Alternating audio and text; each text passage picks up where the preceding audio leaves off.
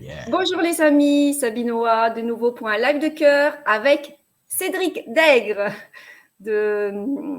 qui est donc coach et naturopathe. Donc on est là pour s'interroger mutuellement et passer un bon moment avec vous et avec lui. Bonjour Cédric. Bonjour Samina. Ça va? Ça va, malgré tout ce qui s'est passé ce matin, tout va bien. Oui, parce que en aparté, moi, j'avais pas Chrome, j'avais pas StreamYard, donc c'était magnifique. C'était un moment magnifique. J'ai pas connecté le bon compte Facebook. Voilà. On a pris 10 minutes avant, il nous en a fallu 20 de plus. Donc c'était génial. Voilà, tout va bien. Tout va bien, Samina. Mais bon, c'est pas grave. C'est un lundi, tout commence. La semaine commence. T'aimes bien les lundis, toi? C'est une renaissance, un nouveau départ. Exactement. J'ai un peu cette impression-là en disant tout ce que j'ai pas réussi à faire la semaine dernière, je vais y arriver cette semaine. Ah. Et moi, j'aime bien ce côté lundi. Depuis que je suis entrepreneur, hein. Quand j'étais Okay. salarié, c'était différent. Ah, j'ai un autre regard. J'ai plutôt le regard de se dire c'est une nouvelle semaine, il va y avoir plein de nouvelles expériences et ça me fait vraiment plaisir. Eh ben, on va commencer tout de suite pour les nouvelles expériences alors. Ça marche? Yes. Alors, Sabine, moi, je te connais peu. Oui. J'explique pour ceux qui ne me connaissent pas non plus. Et Sabine fera une petite présentation de moi en tant que coach naturopathe. Elle me posera des questions. Aujourd'hui, j'ai eu le plaisir de rencontrer Sabine dans une plateforme qu'on appelle Up, d'accord? Et en fait, une plateforme très humaine qui est dans l'idée de vous faire découvrir différents métiers, différents jobs, différentes choses. Et dans cette plateforme, j'ai découvert des gens, je dis, mais ça existe, vraiment. Il y a des trucs, clairement, je te dis, alors là, les gars, je ne connaissais pas du tout. Et ce qui est rigolo, c'est que c'est des choses auxquelles j'adhère pas spécialement, mais j'aime bien découvrir et voir ce qu'il en est. Donc moi, aujourd'hui, Sabine,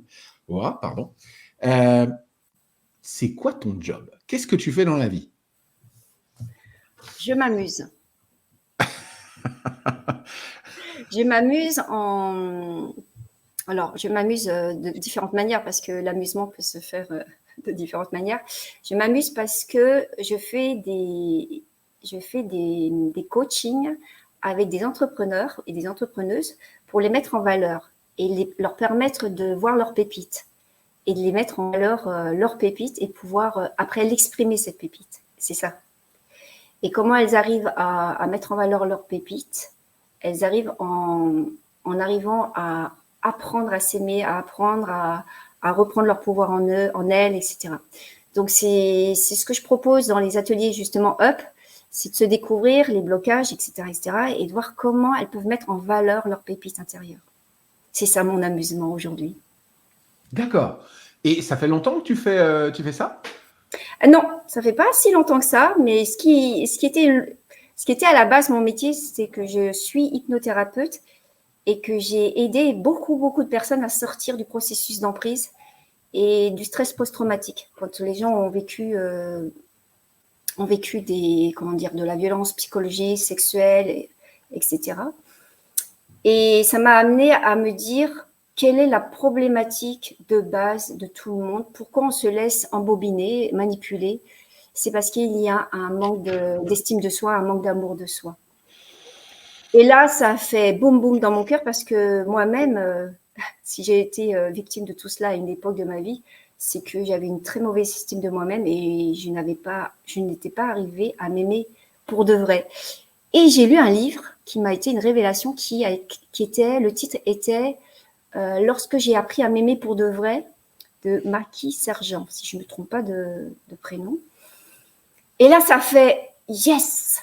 Est-ce que vraiment je me suis aimée? Est-ce que je crois m'aimer? Est-ce que je suis dans l'illusion de m'aimer, etc., etc. Et je me suis dit, oui, il y a des parts de moi que j'aime, il y a des parts de moi que je hais. Il faut être honnête, il faut savoir les reconnaître. Et c'est ça qui a fait qu'aujourd'hui, je me dis, je vais aider d'autres personnes aussi à reconnaître leurs parts d'ombre et les accepter et vraiment se pardonner par rapport à cette part d'ombre. Mais c'est pas si évident que ça parce qu'on a l'illusion qu'on s'est pardonné ou on a l'illusion que non, c'est pas si grave que ça. C'est pas si grave. Je me suis pris la tête avec ma fille ce week-end parce que c'est pas si grave, mais le c'est pas si grave, ça laisse trop faire. Ça nous bouffe en fait. Sur l'authenticité. Et c'est intéressant ce que tu dis parce que c'est une problématique que je rencontre souvent chez les personnes qui vivent pas leur meilleure vie. Elles s'aiment pas suffisamment pour prendre soin d'elles et pour dire aux autres, c'est ma limite. Et du coup, comme ils ont plus de limite, l'estime de soi descend. Quand tu fais un truc que tu n'as pas envie de faire et tout. Et toi, du coup, tu t'occupes uniquement des entrepreneurs, de ceux qui ont envie d'entreprendre. Principalement, mais aussi du particulier. Mais je tends vers l'entrepreneur parce que c'est lui qui va donner des messages. C'est lui qui va offrir ses services. Et si en lui-même, il a une illusion que tout va bien dans sa propre valeur d'elle-même ou de lui-même, des fois, il peut projeter sur l'autre ses propres difficultés. Donc, l'objectif, c'est vraiment de devenir authentique, en fait, faire vraiment un vrai leadership authentique et sain. Et souvent, on est vraiment dans l'illusion, il faut être clair, même moi. Hein, donc, il y a des moments, je reviens sur mon humilité en me disant, oh, j'ai eu un retour de flamme, hein, des fois des choses qui me reviennent. Et là, une reprise de conscience en disant, non, là, je n'ai pas encore nettoyé cette sphère-là. Attends, moi, c'est pas clair. Tu as eu un retour de flamme. Ça veut dire quoi? Ça veut dire que tu as un client qui t'envoie un signal que tu n'apprécies pas ou qui vient te perturber, ou tu as quelqu'un qui n'est pas satisfait? C'est-à-dire? Alors, c'est pas forcément le client, c'est ton entourage, c'est tes amis. Et là, tu as une reprise tu fais une prise de conscience que tu es dans l'illusion que là, c'est OK pour toi, mais en fait, c'est pas OK. Et donc, c'est à partir de là que je me remets sur un questionnement personnel et me dire, tiens, c'est que j'ai quitté la voie, il faut que je comprenne quelque chose. Et donc, ça me permet, ces propres expériences me permettent aussi d'être dans cette prise de conscience vis-à-vis d'une personne que j'accompagne et de me dire, lui poser les bonnes questions. Est-ce que réellement, à ce moment-là, tu te sens réellement aligné avec toi-même? Est-ce que tu es vraiment dans le respect de toi-même à ce moment-là? Parce que moi-même, je l'ai vécu de l'autre côté du miroir, j'allais dire. C'est intéressant ce que tu dis parce que moi, dans la vie réelle, je fais partie de groupes d'entrepreneurs. Et en fait, je rencontre beaucoup de gens qui sont dans le bien-être, qui sont dans le coaching. Et quand ils s'expriment, ces gens-là, je vois que c'est pas réparé, en fait. Je vois que c'est encore, c'est brûlant. C'est très brûlant. Et ils sont là, et ils essayent d'aider les autres parce que ça leur fait du bien. Aussi pour s'aider quelque part un peu. Et c'est intéressant ce que tu dis parce qu'il y en a beaucoup de gens qui n'ont pas fait cette paix avec eux-mêmes, qui n'ont pas su voir ça. Et en plus, quand tu t'attaques aux entrepreneurs, je rencontre des entrepreneurs qui entreprennent depuis 3, 5, 10 ans et qui n'ont pas la philosophie de l'entrepreneur. C'est-à-dire qu'ils sont là, ouais, mais moi je vis nos trucs. Ouais, mais quels sont tes objectifs? Comment tu veux vivre ton truc? Et certains prennent même pas le temps. Et c'est le premier truc que je tape sur les doigts des entrepreneurs avec qui je travaille. C'est pas spécialement massif, mais des fois je travaille avec eux. C'est de leur dire, est-ce que toutes les 2 semaines, tu prends une demi-heure ou une heure pour revoir ton organisation? Pour dire qu'est-ce qui va pas, à quel moment je kiffe, à quel moment je kiffe pas. Et des fois, j'ai des entrepreneurs qui viennent me voir et qui disent, waouh, c'était le bordel. Et je dis, bah tiens, ce client, c'était ton personnage. Tu vois, le mec. Voilà. Donc, j'ai trouvé sur LinkedIn, je trouve ça magnifique. Ah oui, génial. Ah ouais. Et si tu veux, bah, ok, ça ne s'est pas passé comme ça. Qu'est-ce que tu peux faire pour que ça ne se reproduise plus jamais? Et en fait, d'un point négatif d'avoir perdu un client, putain, il me ressortent un tableau en me disant, mais ça, il faut que je le fasse mieux, ça que je n'ai pas compris, ça, il faut que je l'explique aux gens. Et c'est ça qui est bien, c'est d'avoir ce recul, de dire, est-ce que je suis bien avec moi-même? Est-ce que je suis capable de travailler et de changer cet état d'esprit? Donc, c'est beau ce que tu fais, Sabine Noir. Hein. Je trouve ça pas mal. Hein. Ouais. Non, je trouve ça bien, pardon. J'ai du mal à faire des compliments, vous verrez, mais non, je trouve ça bien par rapport à ça. Oui, c'est vrai que d'être honnête, c'est pas si évident que ça.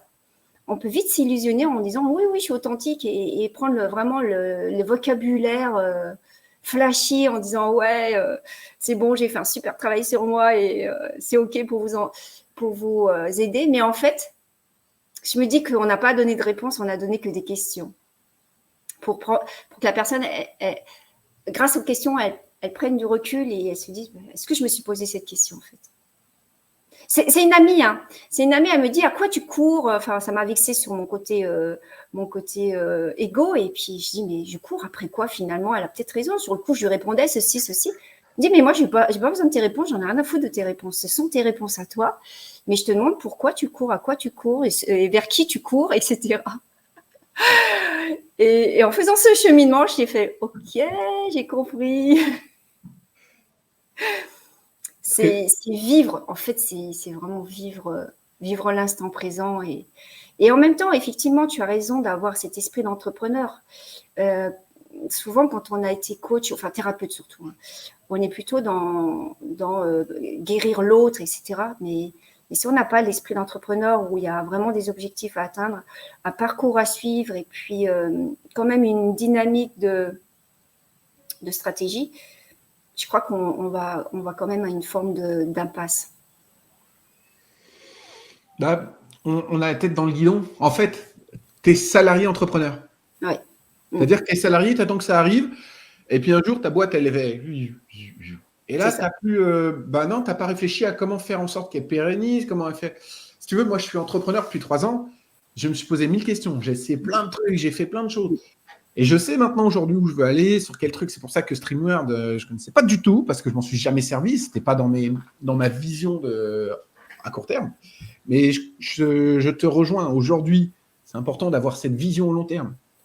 De se dire, je suis où dans 1 an, je suis où dans 3 ans, je suis où dans 5 ans. Et moi, il y a une phrase que j'adore. C'est qu'on se met beaucoup trop la pression pour quelque chose qu'on peut faire en 1 an, et on ne travaille pas assez sur ce qu'on peut faire sur 10 ans. Et ça, c'est ce que je trouve intéressant, c'est de te dire, ouais, bon, on a besoin de tout. Hein, malheureusement, cette vie n'est pas gratuite, donc il faut payer, il faut manger, etc. Un peu chiant. Ouais. Mais de pouvoir se dire, OK, j'ai besoin de combien, comment je vais les obtenir, et qu'est-ce qui va vibrer avec moi, parce qu'il y a tout et n'importe quoi. Il y a des gens qui font 100 000 balles, tu vois leur business, tu dis, j'en ai pas envie. Ouais. Donc, c'est intéressant de te dire où tu vas aller, comment tu veux le vivre. Et c'est marrant ce parcours de j'aide les autres, et maintenant j'aide les entrepreneurs. Tout en chemin, tu as quand même travaillé sur toi, et puis tu as avancé sur tes problématiques. Totalement. Ça veut dire que là, tu vis ta meilleure vie, là.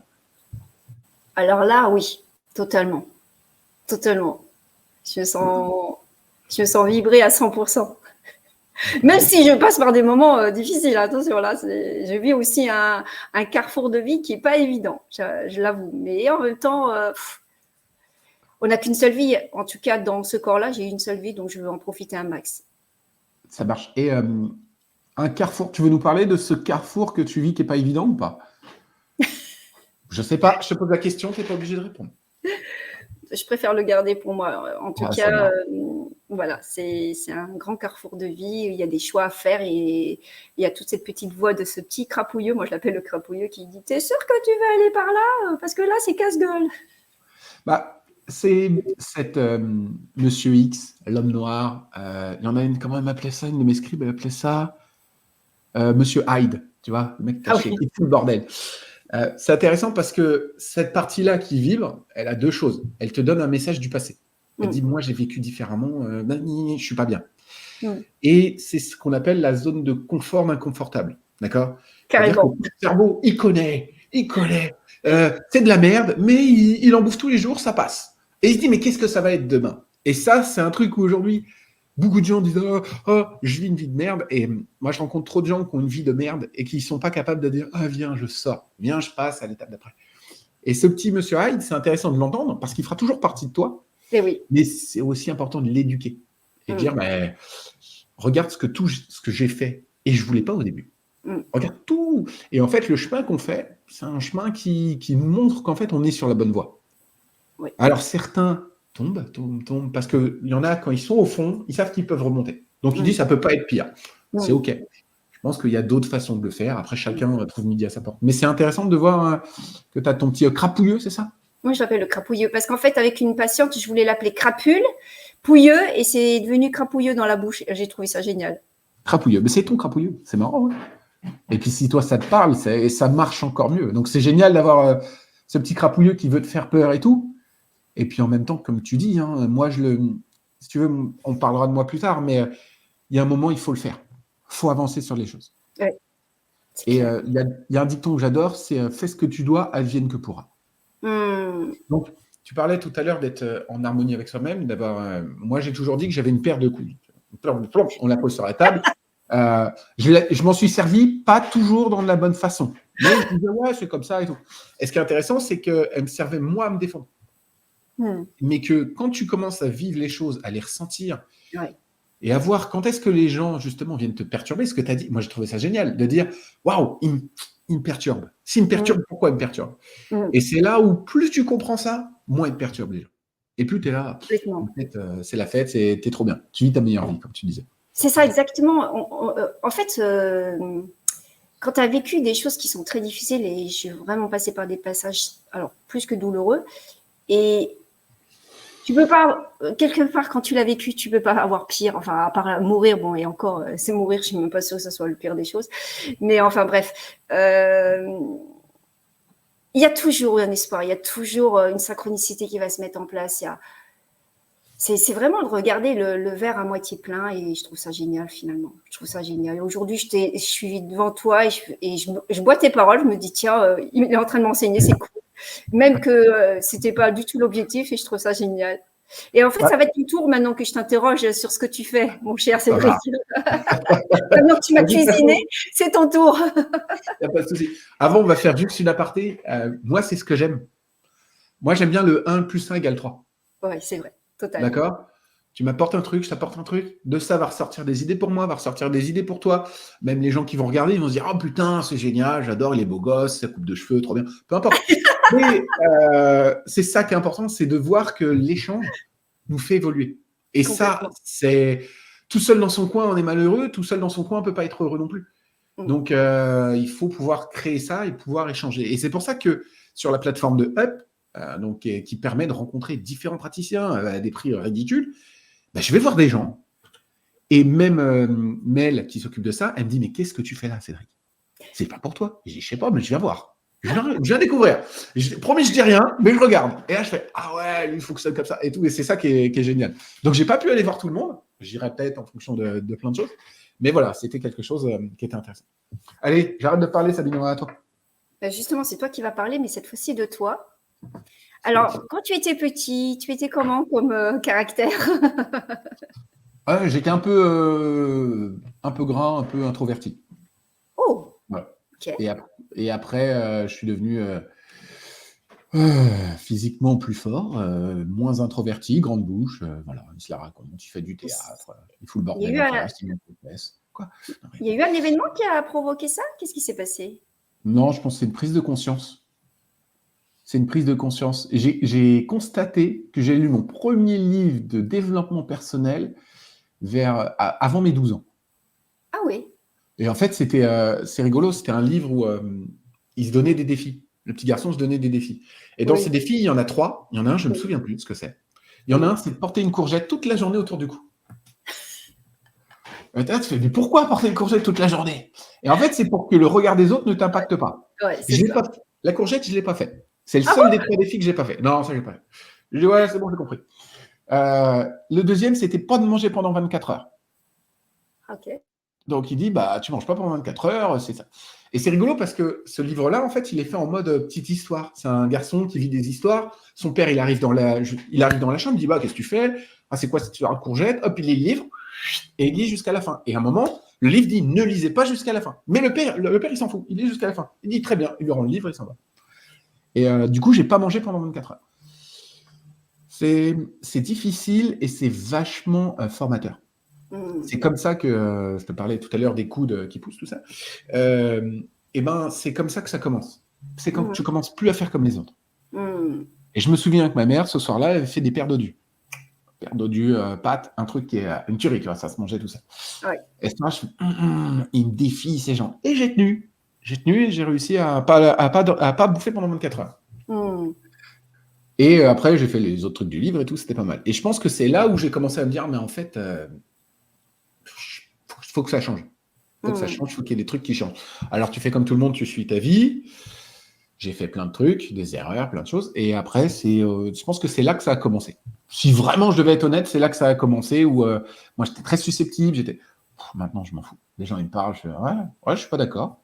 Au revoir. Ou alors, ils me vexent, tu sais, comme toi, ils me disent, ok, c'est ton choix. Et j'en ai, c'est tout. J'ai pas le temps. J'ai pas le temps de me passer de ça. Je vais me poser la question pourquoi tu me vexes, mais voilà. Donc, tu sais. D'accord. Et qu'est-ce qui t'a amené à ta vocation? Donc, tu es coach naturopathe. Qu'est-ce qui a été ton déclic, là, justement, de te dire, bah, c'est plutôt dans cette niche dans laquelle je vais aller ou dans cette vibration-là? Alors, c'est toujours un cheminement, toujours le syndrome du sauveur. Moi, ça a été sur la solitude. qui m'a vraiment impacté. Donc, j'ai dit non, il y a des trucs qu'on doit changer sur le mauvais état d'esprit. Oui. À 20 ans, j'étais con, moi. Mais con gratiné. Un truc, voilà. Donc, imagine ce qui reste. Ça devait être voilà, de malade. Il n'y a plus de gratin. Hein? Il n'y a plus de gratin. Voilà, on a enlevé la couche du dessus, mais il en reste pas mal. Et si tu veux, ce qui est intéressant, c'est que moi, j'ai fait plein de trucs pour sauver les gens. J'ai fait l'armée, ça s'est pas bien passé. Ouais. Je suis rentré après dans une boîte, je voulais pas faire d'études. J'ai fait plus d'études que je voulais faire. Hein. J'ai fait l'armée pendant 8 mois, plus 6 mois. Après, j'ai arrêté les études, j'ai fait un BTS en 13 mois, que je n'ai pas obtenu.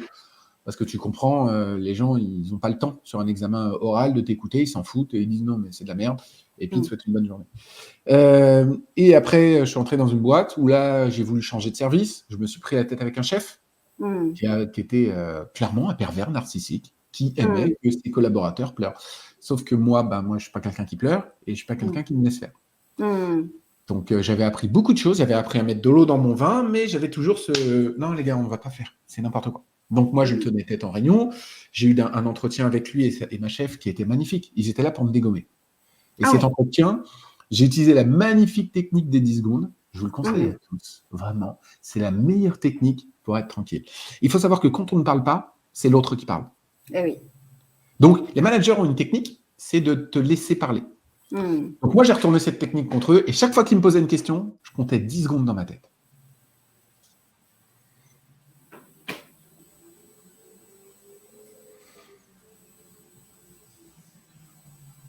Et ça foutait le malaise.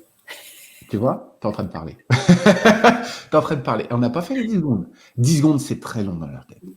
Et quand tu fais une réponse fermée, Cédric, on n'est pas d'accord avec nanana, je ne partage pas ton avis. Et tu repars. Et je peux te dire qu'ils ont passé un de leurs meilleurs entretiens, je pense. Parce que du coup, j'ai laissé aucune prise. C'est-à-dire que quand tu donnes des billes, les gens, ils te grignotent comme ça. Ils disent, là, on va te sauter. Ils tournent tout ça en épingle. Le monde de l'entreprise, c'est ça. Suite à cet entretien, j'en parle avec un de mes collègues en rigolant et tout. Elle me dit, tu veux pas être délégué du personnel? Quoi, sauver des gens dans l'entreprise? Allez, c'est parti. 4 ans. Mais c'est très policé, le délégué du personnel. C'est très, très policé. Il y a des gens qui sont là pour le pouvoir. Il y a des gens qui ne sont pas là pour les bonnes raisons. Le syndicat en face de nous, il avait toujours les mêmes propositions que l'employeur. C'est formidable. Avant que l'employeur propose, vous êtes déjà d'accord avec eux. Donc, il y avait des gens qui venaient nous voir parce que les autres ne voulaient pas affronter les chefs en disant « Ouais, mais non, je le connais et tout. » Ouais, mais c'est ton job de défendre le salarié. À côté de ça, tu as des salariés, c'est des gougnafiers, hein, ils essayent de te manipuler aussi. Donc, c'était intéressant, très formateur. J'ai appris que même si tu avais raison, tu n'avais pas raison tout de suite d'avoir raison, il fallait attendre, il fallait faire les choses bien. Tu vois, je te donne un exemple où une personne, elle devait obtenir une prime. 2 personnes devaient obtenir une prime. Et sur toute la France, tous les autres ont obtenu cette prime, sauf eux. Sauf que si tu vas te dire, hey, ils n'ont pas obtenu la prime, alors là, ils te sortent une excuse. Donc, en tant que délégué du personnel, tu es là. Est-ce que ça empêche d'obtenir la prime? Là, ils te disent non. Est-ce que ça empêche de... Non. Et c'est à ce moment-là que tu te dis, eux, normalement, ils devraient la toucher, la prime, du coup. Voilà. Donc, c'est un travail de fourmi. C'est intéressant, mais c'est chiant, quoi, parce qu'il y a un manque de déontologie. Je vais te dire, même quand nous, on a eu raison sur ce dossier, le directeur de la RH, à ce moment-là, il me dit à moi et mon collègue, il me dit, OK, les gars, sur votre carlingue de l'avion, vous pouvez mettre 2 traits, vous avez réussi. Voilà, c'est notre job. Bon, j'accepte, mais on leur donne qu'une rétrocession de 6 mois en arrière, à partir de juin, alors que c'est janvier. Donc, les mecs sont encore en train de négocier. Putain, déontologiquement, tu t'es trompé, paye. Tu vois, ça, c'est difficile à entendre pour moi. Tu vois, tu joues, tu perds, tu payes. Il faut assumer. Oui. Et après 15 ans, j'étais 5 ans pompier volontaire, donc en même temps. Et après, dans ma boîte, je me suis fait déglinguer parce que j'ai fait une sieste. En fait, je faisais des gardes de nuit, donc des fois, j'étais très fatigué la journée. Et j'avais 15 minutes de pause. Donc, je prenais mon réveil et je faisais 15 minutes de sieste. Ça ne m'a requinqué et tout. Sauf que ce jour-là, mon réveil s'est mis en mode silencieux. Donc, ça a duré 25 minutes. 25 minutes sur un temps de gestion. J'étais hôtel et temps de gestion. Et du coup, la chef, à ce moment-là, il y avait plein d'appels, elle voulait que je sois au téléphone. Alors que ce n'est pas de base, ce n'est pas ça le travail, tu vois, mais OK. Et là, elle veut me déglinguer. La grande chef veut me déglinguer. Donc, pour me déglinguer, elle me fait un courrier de refus, un courrier de faute légère, etc. Et elle sort pareil. Voilà. De quoi? Avertissement. Avertissement, merci. Je devrais le savoir en plus. Et avertissement, et elle fait ça, et elle sort plein de situations en dehors de leur contexte. Il faut savoir que moi, sur 14 ans de boîte, j'ai été en retard genre 3 fois. malade 2 jours, tu vois. Donc vraiment, le mec, pas de problème. En général, c'était mes gosses. Donc si tu veux, j'étais assidu, j'étais sérieux dans mon boulot. Ma chef, elle me dit, Cédric, je sais plus ce que je vais donner comme objectif, tu les atteins tous. Et ça faisait des années que j'essayais de changer de service. À tel point que la RH ne voulait pas me voir parce qu'ils disent, ouais, la promotion interne, c'est génial. Sauf que ils prennent des gens à l'extérieur des fois. Ah oui, mais on sait que c'est des bons vendeurs. Mais ils ne connaissent pas les produits, enfin voilà. Et du coup, de fil en aiguille, je me suis dit, tiens, je vais changer. Et j'appelle la RH et je dis, voilà, je voudrais un entretien avec la RH. J'avais le droit. Et j'ai dit, moi, plus personne ne me reçoit. Donc, qu'est-ce qu'on fait? Elle me dit, trouvez votre projet, nous, on vous aide par rapport à ça.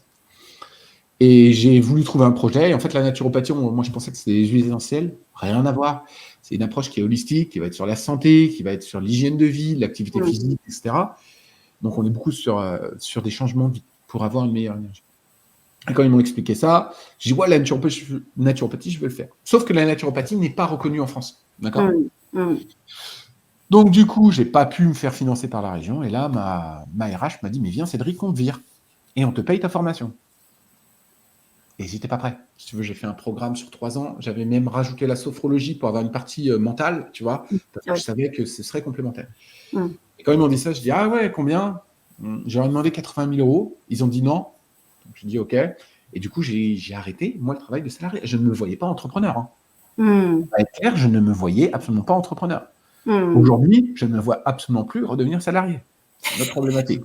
Mais bon, c'est pas... Et du coup, j'ai fait ma formation. Et ma formation, c'est d'être coach naturopathe spécialisé en neurosciences. Et en fait, les outils pour travailler sur ton cerveau changent tout. Et les outils que j'ai pour améliorer ton hygiène de vie, ton énergie, changent tout. Si tu veux, je rencontre des gens des fois qui ont fait des accompagnements et qui sont en énergie basse. Comment on fait s'ils sont en énergie basse? C'est simple. On me dit en termes de vitalité, 0, tu n'en as pas du tout, 10, tu en as énormément. La première réponse qui te vient est la réponse qui est la bonne, celle de ton inconscient. Tiens, hier j'étais fort, mais vendredi dernier ça allait. Non, voilà, c'est la première réponse qui vient. Et je me rends compte que tant qu'on ne travaille pas sur l'alimentation, quand on ne travaille pas sur l'hygiène de vie, le travail n'est pas complet. Totalement. La personne, elle ne va pas réussir. Moi, j'en ai qui me sont là et disent, ouais, mais j'arrive pas à dormir. Fais ce que tu veux, mais si elle n'arrive pas à dormir et qu'elle veut perdre du poids, ça ne marche pas. Parce que le sommeil joue sur plein de choses. Et en fait, c'est là où je me suis rendu compte que le sommeil était ultra important. Oui. Et c'est pour ça que j'ai travaillé sur le sommeil et que j'aide les gens aujourd'hui à briser leurs insomnies. En 3 mois, si c'est que le sommeil, et en plus, si c'est d'autres choses. D'accord, donc voilà. Et pourquoi le coaching naturopathique? Parce que c'est une approche qui me plaît bien, sachant que moi j'ai enlevé tout ce qui est huiles essentielles, les herbes, les trucs comme ça. C'est pas mon truc. Et vraiment, on n'a pas le temps. Tout est dans ton alimentation. Si elle est bien, si elle est variée, tu vas kiffer. Si vraiment tu es au fond du trou, là on voit pour une complémentation sur 1 mois. Mais aujourd'hui, on est trop souvent sur des naturopathes allopathiques. T'as mal où? T'as passé? Je te donne ce médoc, je te donne Mais c'est pas ça qu'on te demande. On te demande d'aller chercher le problème. Et certains font de la médecine, en fait.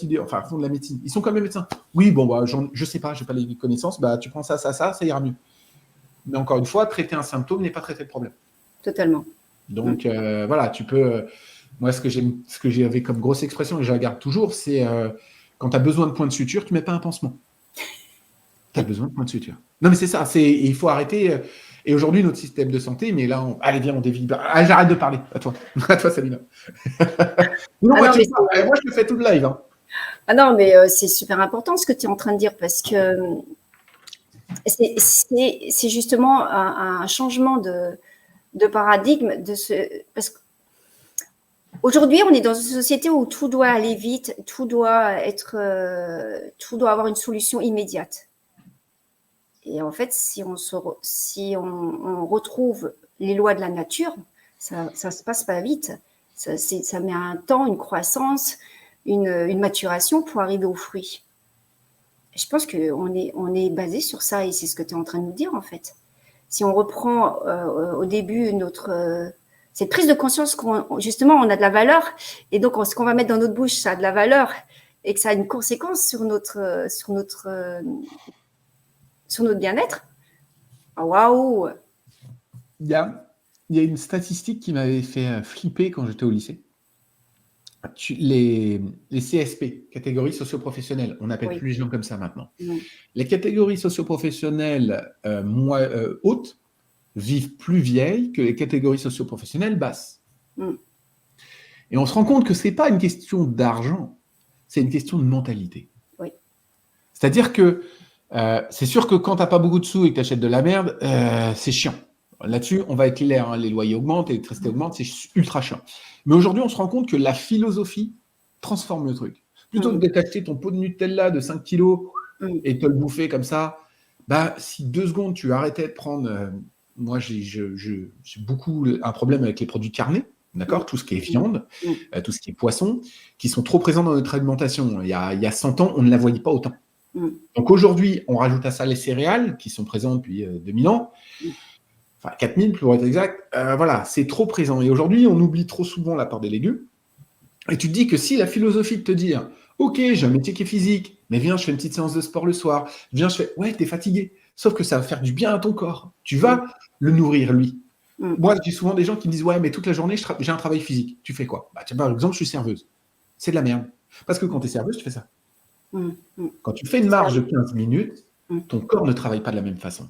Totalement. Ton esprit se relâche. Quand les gens me disent, ouais, mais moi, je travaille avec mon corps, c'est un truc physique. Oui, c'est physique, mais ce n'est pas une activité pour ton corps. C'est-à-dire que quand tu portes 100 parpaings à la journée, ou 3000 parpaings à la journée, peu importe, ton corps est en pression. Donc, il travaille. Ouais. Quand tu vas te faire une séance de sport après, tu relâches tout ça. Tu lui fais du bien. Quand tu relâches ton esprit parce que tu as eu une grosse journée au boulot et tu dis, viens, je fais un petit coup de méditation, tu fais du bien. Et les gens, des fois, ils sont tellement dans le truc, non, mais j'ai pas le temps. Sauf que quand tu n'as pas le temps, ça t'amène à 2 choses. Le burn-out, la mort. Totalement. Parce qu'on ne prend plus le temps. Et j'ai des gens qui envoient des signaux, tu vas dire, attends, ça. Et moi, j'ai des gens dans mon entourage. Ce qui est terrible, c'est que nous, en pouvant aider, dans notre entourage, on n'a aucune crédibilité. Moi, j'ai une personne qui, dans mon entourage, elle a un psoriasis. Un psoriasis, elle a des médicaments, c'est de la mort, c'est des anticancéreux, ces médicaments. D'accord? Et quand je parle avec cette personne, je dis, ouais, mais tu as un travail à faire. Moi, je sais d'où vient son traumatisme. Hein. C'est de la famille, donc je le connais. J'en ai bouffé un petit peu aussi. Et je dis, mais il y a ça à faire. Ouais, mais je fais ci, je fais ça. Et en fait, si tu veux, c'est comme les gens qui te disent, tiens, toi, tu as besoin de dormir. Ouais, mais regarde, je prends des vitamines. Non, ta gueule, tu as besoin de dormir. Donc, arrête de te concentrer sur ce qui ne résout pas ton problème, parce que ça veut dire que tu vas devoir travailler. Moi, cette personne, je lui ai dit, il faut que tu travailles. Elle m'a dit, non, mais c'est trop tard. Je lui ai dit, non, quand tu seras mort, ce sera trop tard. Avant, il y a des choses à faire. Et c'est pour ça que les gens, des fois, ils sont là. Ah ben, j'ai fait ci, j'ai fait ça, j'ai vu un kinésiologue, j'ai vu un truc, des choses dans lesquelles ils ne croient pas. Si tu ne crois pas, ça n'a aucun impact. En plus, tu y vas aussi avec des pièges. Cette personne à laquelle je pense, des fois, elle fait semblant que tout va bien. Mais du coup, la personne fait, ah ben, vous êtes en forme et tout, ça va. Oui, mais ce n'est pas un devin. Si tu ne transmets pas l'information, la personne ne peut pas le savoir. Donc, c'est quelque chose qui, aujourd'hui, moi, me chagrine de se dire que ta santé, ton bien-être ne dépend que de ton information et de ta prise de conscience. C'est ça. Et quand tu as compris ça, c'est génial. Sauf que nos sociétés ne veut pas de gens qui réfléchissent. Et oui. Parce que si tu réfléchis, tu vas remettre les choses en cause. Si tu remets les choses en cause, bah, tu dis, mais est-ce que vraiment ce travail? Et là, le Covid, on l'a vu, ça a eu un impact. Il y a des gens qui ont changé, qui ont tourné. Donc, si ces gens, tu leur laisses toujours cette opportunité, bah, à un moment, ils vont évoluer. Ceux qui étaient sur les ronds-points des Gilets jaunes, ils se rendaient compte qu'ils avaient des histoires similaires, qu'en fait, ils se faisaient avoir par là. Ils n'avaient pas le temps d'avoir cette connaissance parce que la vie nous prend trop d'énergie, trop de temps.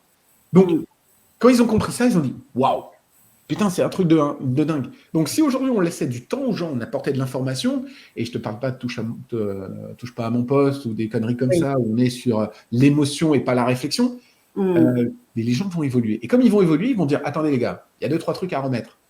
Venez, on brûle le président. Non, c'est une idée, non, faites pas ça. Venez, on dégage tous ces mecs au-dessus et on commence à faire un système bien plus équitable, bien plus juste. Et pas un système où on vire des étudiants alors que 20% des logements à Paris sont vides. Tu vois que des conneries comme ça, où les gens sont là, non, on s'en fout, on ne touche pas nos copains et on s'occupe que des petits. Voilà, mais je parle politique, je suis désolé. C'est de l'incohérence, oui, mais tu es en train de parler d'incohérence en fait. Et si on est dans cette incohérence dans nos têtes, c'est pour ça que je t'en parlais tout à l'heure, même si on a de la connaissance, même si on a toute cette volonté de progresser, on se ment. Il y a des parties de nous où on doit ouvrir la porte et laisser la lumière venir là où on a envie de cacher ça parce que ça fait encore mal à notre petit ego ou autre chose. Et je trouve que j'aime bien ton discours parce qu'il est tranchant et en même temps il est plein d'amour, c'est-à-dire vas-y de prendre soin de toi, de ton corps, de faire attention à pas te laisser manipuler, te conditionner par ce qui se passe. On va pas dire qui est à l'origine de toutes ces problématiques. Mais puis finalement, ces personnes-là qui nous manipulent, ce sont aussi des victimes d'un autre système. Donc en fait, on est d'un système à un autre. C'est comme les poupées russes. Hein. Donc, je vais rebondir sur ce que tu viens de dire. Oui. À mon sens, à part les sociopathes, qu'on va mettre de côté, d'accord ? Oui. Et pour devenir un sociopathe, c'est simple, la science nous dit qu'il nous faut un choc psychologique très grave avant 7 ans, qui coupe l'empathie en fait. C'est-à-dire que les gens ne ressentent pas l'empathie. Les méchants de l'histoire sont des gentils qui ont été malmenés. Donc là-dessus, moi c'est ce que je dis toujours, et c'est pour ça que c'est intéressant, j'avais vu ça, où le mec dit, si on essayait de comprendre Hitler, peut-être qu'on lui pardonnerait. Compliqué. Mais si tu veux, aujourd'hui, quand tu comprends, moi, c'est ça que j'aime chez les gens qui viennent me voir, c'est que je vais trouver en eux leur beauté. Pas s'ils sont beaux, s'ils ont... On s'en fout. C'est ce qui fait leur valeur. C'est ce qui fait qu'ils sont... leur pépite. Et c'est ce qui fait qu'ils ne vivent pas leur meilleure vie, parce qu'il y a des gens qui ne sont tellement pas en phase avec leurs valeurs qu'ils ont dû leur faire du mal pour se sentir bien. Totalement. Et c'est des trucs où aujourd'hui... Maintenant, je vais mettre un truc à part. Il y a une partie de la population qui sait très bien ce qu'elle fait, une partie des décidants qui sait très bien qu'en faisant ça, ils conservent leurs avantages. Après, à ce moment-là, on peut remettre en cause le fait de dire « Ouais, mais je suis milliardaire, je peux partir en jet n'importe où ». Voilà, il y a aussi des philosophies où tu sais que, par exemple, ceux qui vont chercher l'argent, c'est des gens qui ont des choses à se prouver. Et quand tu demandes à un milliardaire, c'est quand vous avez atteint votre limite et que le mec te dit toujours un peu plus, ouais, ben moi, quand les gens me disent « Ouais, mais ils se sont faits tout seuls », attends, c'est le patron d'Amazon, je crois. Il a eu 250 000 € de la part de ses parents. Le prix d'une maison pour commencer son business. Il s'est fait tout seul, mais il détruit le monde. Donc, est-ce que vraiment c'est ça qu'on veut, tu vois ? C'est des trucs où aujourd'hui, on est dans une... Je vais rejoindre un petit peu ce côté Gaïa, ce côté... On est dans un monde interconnecté. Oui, totalement. Et si toi, tu vas bien, moi, je vais bien. C'est le principe Ubuntu qu'ils ont en Afrique. Et je veux que tous les gens autour de moi soient bien pour être bien. Et c'est un truc que tu trouves dans les pays en voie de développement, où si tu veux, ils n'ont rien, ces gens-là. Ils n'ont rien. Et ils sont là, tu veux manger avec moi ? Viens, vas-y. Tu sais, vachement accueillant, parce que ces gens-là, ils savent ce qui est important. Aujourd'hui, on est dans des maisons, nos portes sont fermées, on a des embrouilles, on a des trucs tellement bidons. Mais les gens, ils sont tellement... J'ai un truc qui, moi, me pose problème, et je t'en parle juste là, Sabine. J'ai des gens qui veulent chercher dans leur passé, leurs grands-parents, leurs arrière-grands-parents, ce qui s'est passé, pourquoi leur vie, c'est de la merde. Stop. Je vais le dire honnêtement, moi, mon grand-père, je considère qu'il était dans leur renseignement, d'accord, de l'armée de l'air. Il a fait la guerre en Algérie. Je pense que mon grand-père a torturé des gens. On ne sait pas, on ne peut pas le savoir. Et je m'en fous. Je m'en fous parce que c'est pas mon histoire. Mon histoire, elle est différente. Mon histoire, c'est celle que j'écris aujourd'hui. Pour ça, il faut comprendre comment ça s'est passé, mais il y a des trucs qu'on ne saura pas. Donc, soit on dit, ouais, mais c'est ton grand. Certains ont besoin de ça. Mais demain, l'avenir de demain se prépare avec nous, pas avec tout ce qui s'est passé derrière. C'est pour ça que nous, le coaching, aujourd'hui, contrairement à un psy, on va s'intéresser à demain. Et que ce qui s'est passé derrière, ouais, ça s'est passé, on l'accepte. On a tous ça qui fait qu'on a ces zones rouges. Moi, j'ai plein de souvenirs qui reviennent. Bah, si demain tu m'en parles, je serai pas là, oh non, ça me gêne ce sujet, mais je sais ce qui s'est passé. Et quand on est en phase avec ça, en disant, ok, c'est mon passé. Très bien, on a fait des conneries, on a fait des choix. Bah maintenant, c'est notre état d'esprit, c'est demain, je fais comment pour changer ça ? Moi, j'ai des situations où je vois avec mes enfants où ça ne s'est pas passé comme je voulais. Ok, c'est facile. Je suis désolé. Et c'est comme la feuille qu'on froisse. Tu la défroisses. Oh merde, bon, bah voilà, ça fait des traces. Maintenant, comment tu fais la prochaine fois pour ne pas la froisser ? Et c'est ça qui m'intéresse aujourd'hui aux gens, de dire, tu t'es pas aimé depuis 10, 15, 20 ans. Comment on fait pour faire ça ? Comment on fait pour lâcher ces rancunes, lâcher cette énergie qui se disperse ? Donc voilà, et encore une fois, je parle trop. Je suis désolé. Non, pas du tout. Ton point de vue est très intéressant et ça permet la réflexion. Et ça, c'est important. Aujourd'hui, est-ce qu'on se permet la réflexion ? Est-ce qu'on consomme pas plein de choses et finalement, c'est se retourner en soi et se dire, bon, maintenant qu'on m'a permis de réfléchir sur moi-même, je prends ce temps de silence. Et c'est ça la solitude. Moi, je trouve le merveilleux de la solitude, c'est prendre ce temps de se reconsidérer et dans sa vérité et dans son unicité. Et c'est ça la pépite qu'on a en fait en nous. C'est pas tant nos compétences, mais c'est surtout le fait d'être dans cette volonté d'être authentique et d'être aligné avec ses valeurs. En tout cas, on a bien parlé. Je pense que le live a été très riche pour ceux qui vont l'entendre et qui l'ont entendu en ce moment-là, aujourd'hui. Et je te remercie beaucoup, Cédric. Alors, est-ce que je peux te permettre une petite chose, Sabinois? Oui, dis-moi. On apporte de la valeur. J'ai adoré ce côté, il faut s'ennuyer dans la vie.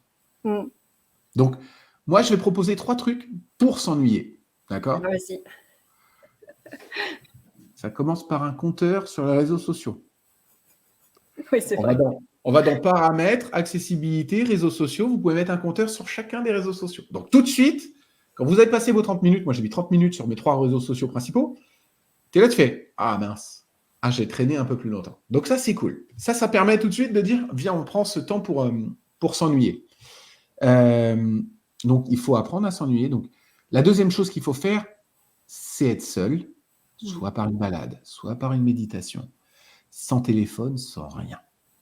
Et ça, déjà, ça va être un super moment où on s'ennuie, où on va justement aider. Et c'est des trucs aujourd'hui qu'il est important d'avoir. Et le dernier truc dont on a parlé tout à l'heure, c'est on ne se prend pas la tête sur ce dont on ne peut pas agir. Et sur les choses sur lesquelles on peut agir, on ne va pas trop se prendre la tête si ça n'a pas d'impact dans 5 ans.